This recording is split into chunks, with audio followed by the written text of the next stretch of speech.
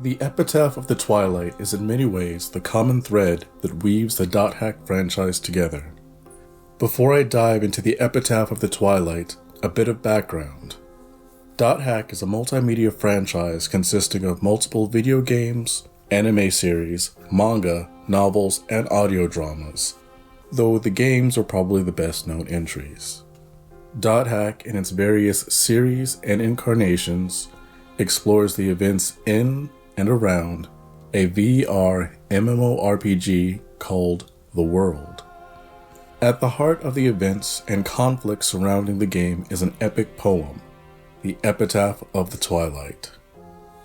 Within the world of Dot Hack, this poem was written by Emma Wayland, but following her death, the original text of the poem was lost, though the poem did persist in the form of fragmented excerpts scattered around the internet. Harold Horwick, a programmer who fell in love with Emma through her work, used the Epitaph of the Twilight as the basis for a game called Fragment to immortalize her. Ultimately, Fragment would become the seed from which the world was built, and is partially to blame for the events and calamities that would continue long after Harold's own death. Briefly, the Epitaph of the Twilight is the tale of the end of a world inhabited by a race of shadowless beings known as sprites. During the events described in the poem, the world inhabited by these sprites is being consumed by a force referred to as the Cursed Wave. To combat the Cursed Wave, the armies of light and darkness join forces. At the same time, 3 travelers, a human and 2 half-sprites, go on a quest to the edge of the world to find a being known as the Twilight Dragon. These shadowed travelers journey in the hopes that the Twilight Dragon will have the power to stop the Cursed Wave. As I mentioned, the Epitaph of the Twilight exists as bits and pieces of related text. This is true both within the context of the Dot Hack franchise's narrative and in terms of the sections of it that have been released in the real world. What follows is my attempt at placing these fragments in an order that feels like it falls in line with the narrative outlined in various official sources. Please enjoy.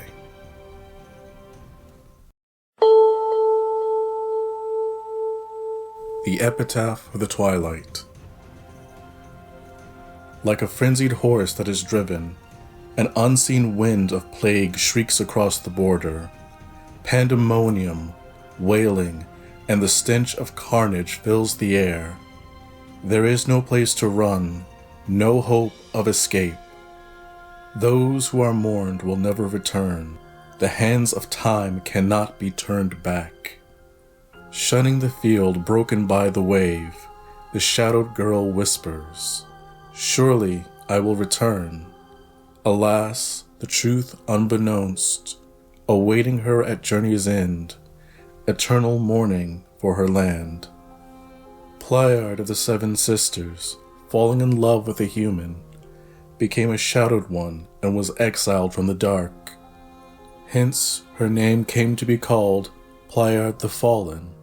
At her wandering's end, she settled in seclusion in Arche Haukar. However, those days may not last. A reunion may come, or may not. Unknown where the Cursed Wave was born, after the stars doth cross the heavens, the sky in the east doth darken, and the air doth fill with mourning. From the chosen land beyond the forest, a sign of the wave comes. Pleiad's form vanishes at the coming of the sign of the wave. Riding the wave is Skaith, the shadow of death, to drown all that stands. Mirage of deceit, Enos, betrayed all with a flawed image and did aid the wave. And by the power of Magus, a drop of the wave doth reach the heavens and creates a new wave. With the wave, Fidel, the power to tell the dark future. Hope darkens, sadness and despair rule. Gore schemes when swallowed by the cursed wave. Maha seduces with the sweet trap. Wave reaches the pinnacle and escape none can. Tarvos still remains with more cruelty to punish and destroy.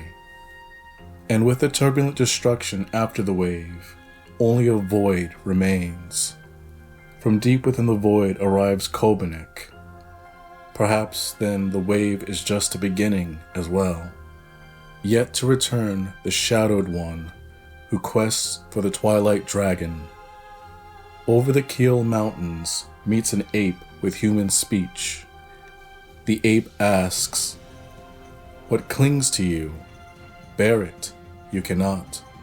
Accept it, you cannot.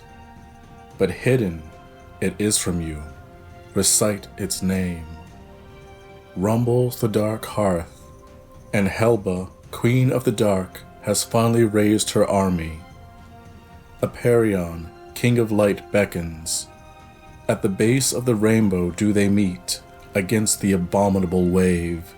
Together they fight. The Keel Mountains traversed at last. We meet a dragon that spoke thus. "Sheraton I am, who interprets the signs. An answer to my question, give. If you can, complete my role will be, and I will leave this land. Though equally it exists before everyone's eyes, grasp it, not one person can. Tell me, what is it?" Wave soars and shrouds the eyes, no means to fight an omnipresent force. The shadowless ones just grieve. Why must it be a wave? Divide if it would just... Then retaliate we may. When the finger points to the yonder moon, the fool will look at the fingertip. Alba's lake boils, light's great tree doth fall. Power now all to droplets turned, in the temple of Arche Coln.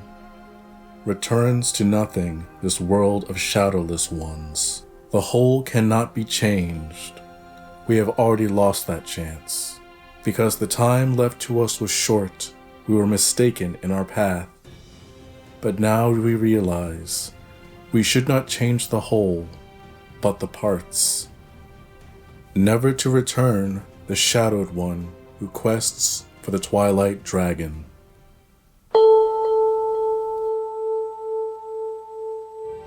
Those of you who are familiar with the Dot Hack franchise likely noticed that I took a few liberties with my reading, mainly in the form of breaking apart and recombining some of the fragments. My reason for this is that based on the official outline of the Epitaph of the Twilight, some of the existing fragments have portions that seem like they belonged elsewhere.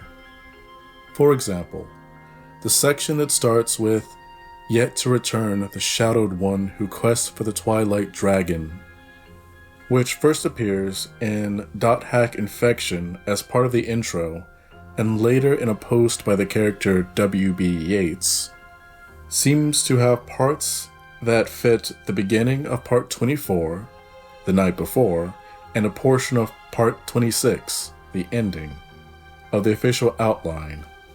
However, several other sections seem to detail events that happen between portions of this text, including Epitaph 01 through 04 and the epigram.